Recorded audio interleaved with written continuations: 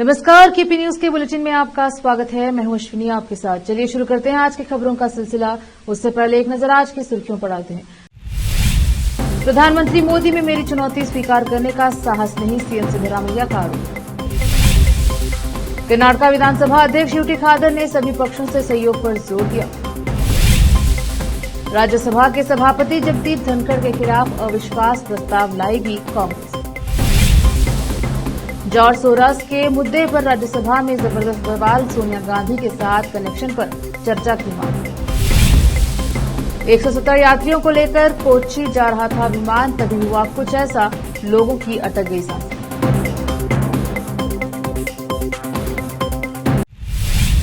समाचारों का सिलसिला शुरू करते हुए देखते हैं समाचार विस्तार से। मुख्यमंत्री सिद्धरामैया ने प्रधानमंत्री नरेंद्र मोदी पर निशाना साधते हुए उन पर और उनकी पार्टी भाजपा पर चुनाव प्रचार के दौरान झूठ फैलाने का आरोप लगाया है। सिद्धरामैया बल्लारी जिले के संदूर में एक सार्वजनिक कार्यक्रम में बोल रहे थे, जिसका आयोजन हाल ही में हुए उपचुनाव में कांग्रेस उम्मीदवार अन्नपूर्णा तुकाराम को जिताने के लिए मतदाताओं को धन्यवाद देने के लिए किया गया था। मुख्यमंत्री ने प्रधानमंत्री पर आरोप लगाया कि उनमें यह चुनौती स्वीकार करने का साहस नहीं है कि वे यह साबित करें कि कर्नाटक की कांग्रेस सरकार ने पड़ोसी महाराष्ट्र में विधानसभा चुनाव के लिए रिश्वत का पैसा एकत्र किया था। सिद्धरामैया ने कहा कि प्रधानमंत्री और अन्य भाजपा नेता चुनाव से पहले झूठ फैलाते हैं। मैंने प्रधानमंत्री को अपने आरोप साबित करने की चुनौती दी। मैंने खुलेआम घोषणा की थी कि अगर आरोप साबित हो गए तो मैं राजनीति से संन्यास ले लूंगा, जैसे कि उम्मीद की थी। उन्होंने मोदी ने कोई जवाब नहीं दिया क्योंकि वे अपने आरोपों को साबित नहीं कर पाए। सिद्धरामैया हाल ही में हुए उपचुनाव में सिंदूर के मतदाताओं के निर्णायक समर्थन के लिए उनका आभार व्यक्त किया और उसे कांग्रेस में उनके विश्वास की पुष्टि बताया। सिद्धरामैया ने भाजपा नेता और विधायक गली जनार्दन रेड्डी की आलोचना करते हुए कहा कि उन्होंने मतदाताओं को लुभाने के लिए पैसे और दबाव का इस्तेमाल करके बल्लारी को भय के गणराज्य में बदल दिया है।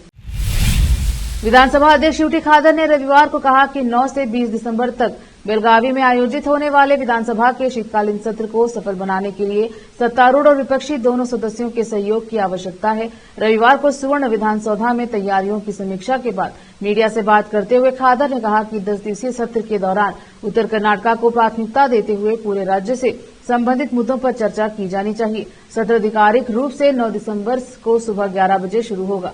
सुबह 10:30 बजे मुख्यमंत्री सिद्धरामैया ऐतिहासिक अनुभव मंडप के एक बड़े तैलचित्र का अनावरण करेंगे।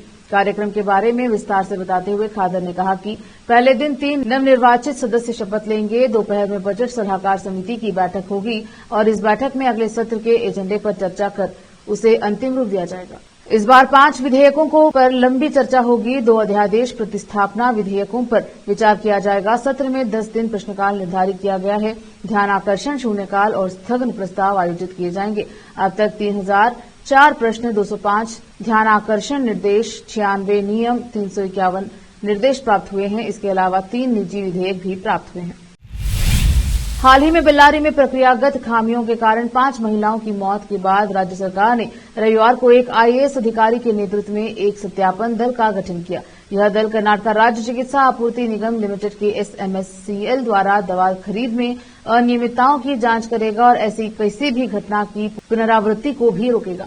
टीम उल्लंघनों की जांच करेगी और मौजूदा व्यवस्था में आवश्यक सुधारों की सिफारिश करेगी। यह कदम 5 दिसंबर को अतिरिक्त मुख्य सचिव और विकास आयुक्त की अध्यक्षता में हुई समिति की बैठक के बाद उठाया गया है। समिति ने निविदा के माध्यम से दवाओं की खरीद में उल्लंघनों की समीक्षा की। साथ ही पैनल में शामिल प्रयोगशालाओं में दवाओं के नमूने जमा करने की भी समीक्षा की। इसमें SMSCL अधिकारियों की भूमिका और अधिकारियों की जिम्मेदारी तय करने पर भी चर्चा की गई।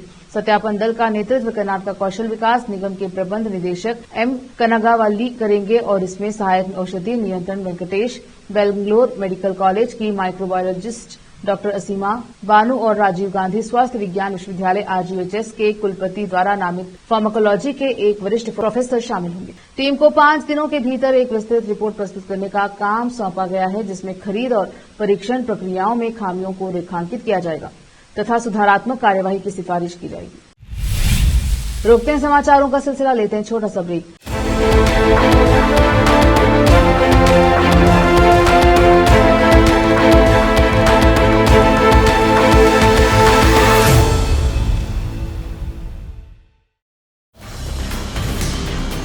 हिंदुस्तान के हर कोने में हम हैं मौजूद।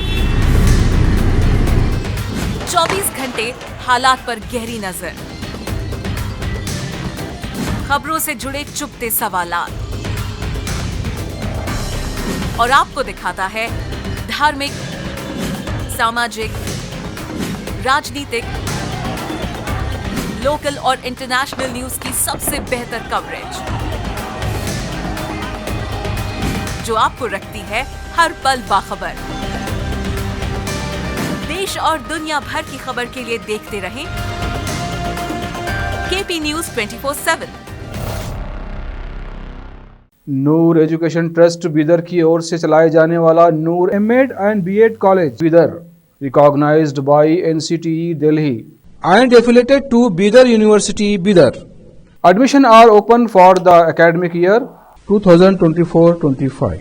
विशेषज्ञ और सक्षम शिक्षकों द्वारा शिक्षा प्राप्त करने के लिए नूर एमएड एंड बीएड कॉलेज में दाखिला लें और शांत वातावरण में शिक्षा प्राप्त करें।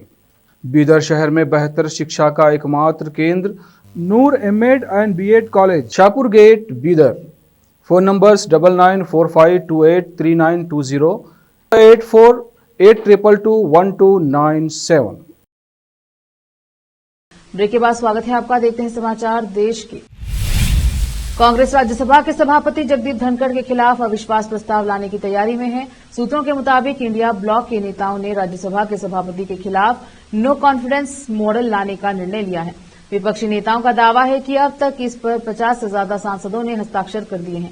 इंडिया ब्लॉक की सभी पार्टियों ने अब अविश्वास प्रस्ताव पर सहमति जताई है। जल्द ही इसे राज्यसभा में प्रस्तुत किया जा सकता है। दरअसल संसद के शीतकालीन सत्र के दोनों सदनों की कार्यवाही सुचारू रूप से नहीं चल पा रही है।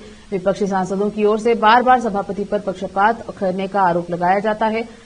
विपक्ष ने उन पर सदन में पक्षपातपूर्ण तरीके से काम करने का आरोप लगाया है।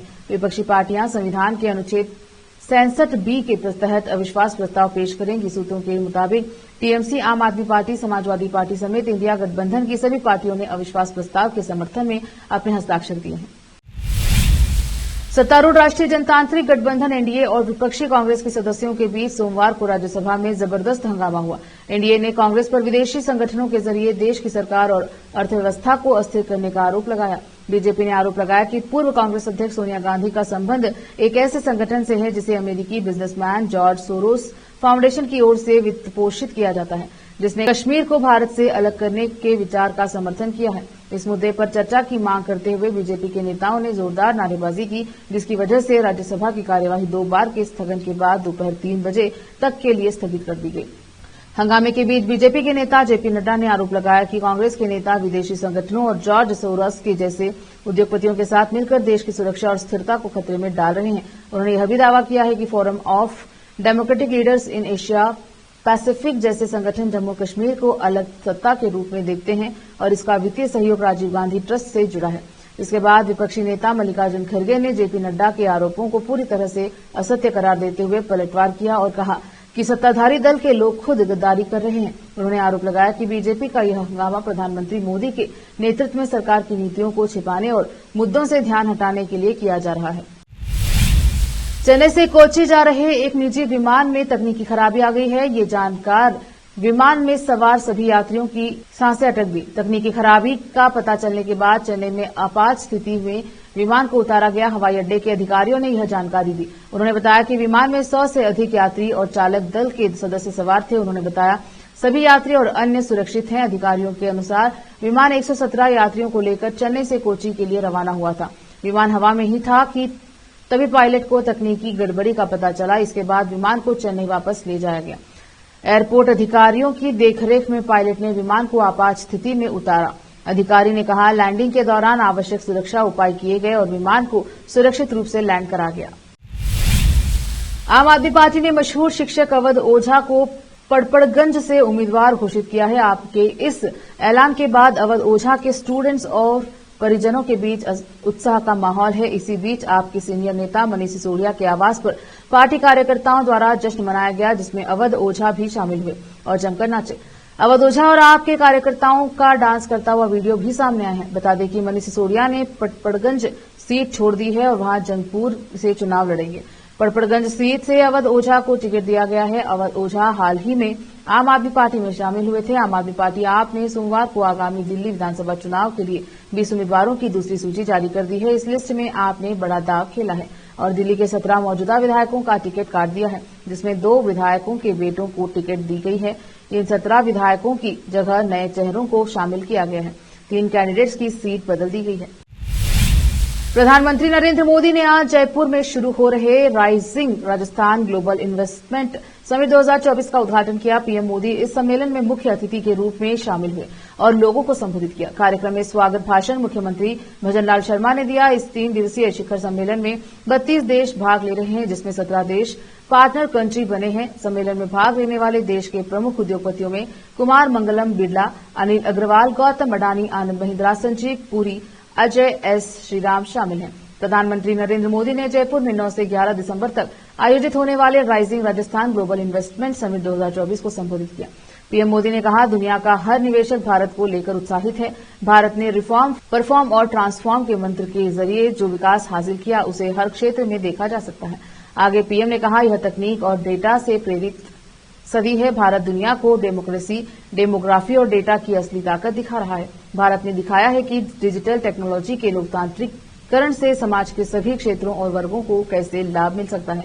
भारत की यूपीआई, डीबीटी योजना और ऐसे कई प्लेटफॉर्म डिजिटल बुनियादी ढांचे की ताकत दिखाते हैं। एक बार फिर से रोकते हैं समाचारों का सिलसिला, लेते हैं छोटा सा ब्रेक।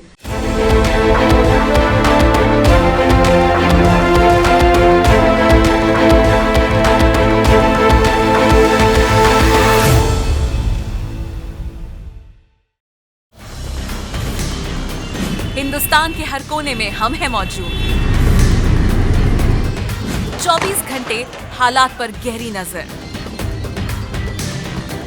खबरों से जुड़े चुपते सवालात और आपको दिखाता है धार्मिक, सामाजिक, राजनीतिक,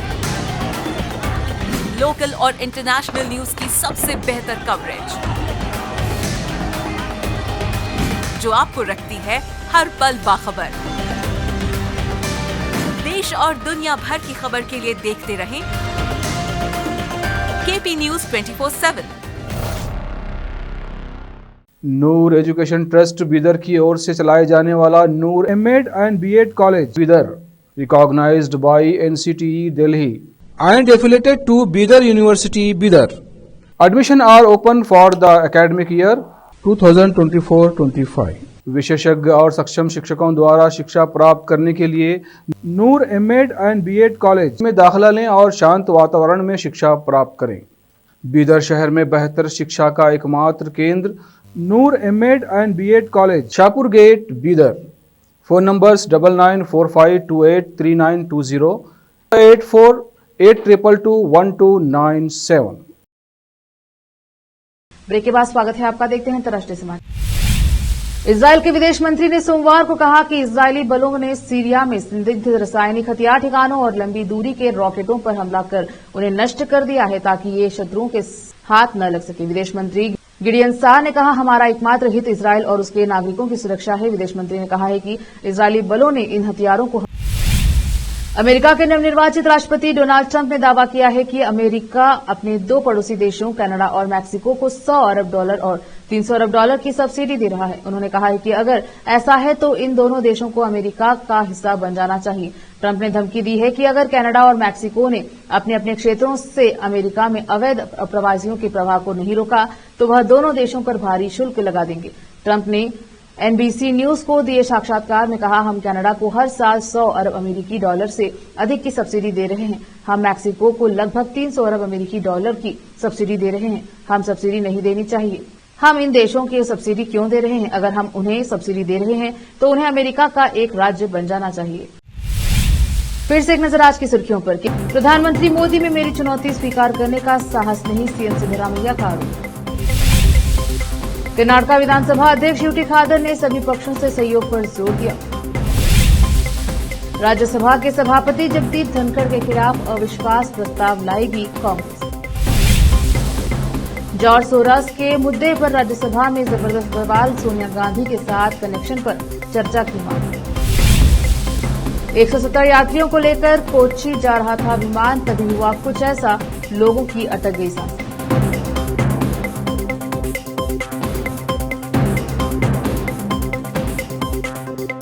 केपी न्यूज के बुलेटिन में अब तक के लिए इतना ही। देखते रहें केपी न्यूज 24/7। धन्यवाद।